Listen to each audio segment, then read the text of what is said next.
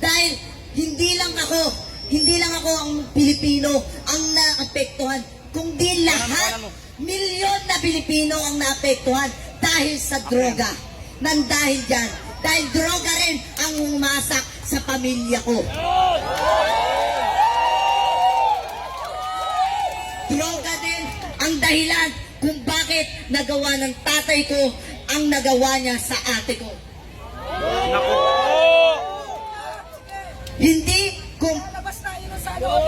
Hindi ko nahayaan na yung ginawa ni Marcos dahil sa droga na yan, siya ang pasimuno. Dahil alam namin ng mga kabataan at alam din namin na magsasalita sila kung ano na naman ang sasabihin nila. Nasasabihin nila, ginagamit kami mga kabataan para lang magpaingay. Hindi kami ginagamit at hindi kami papayag na magpagamit. Dahil kami, Pilipino rin kami, naiintindihan namin ang bawat nararamdaman ng kapwa namin Pilipino. Dahil sa ginawa mo, Marcos, nag-ingay na ang mga Pilipino, naggalit na. Di ba sinabi mo, nagbabaguhin mo Pilipinas? Di ba? Pero anong ginawa mo? Anong ginawa mo? Iisa-isahin natin. Dahil isa-isahin natin.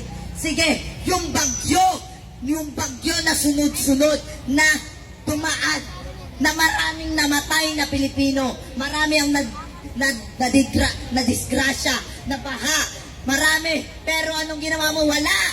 Nakuha mo pang manood ng concert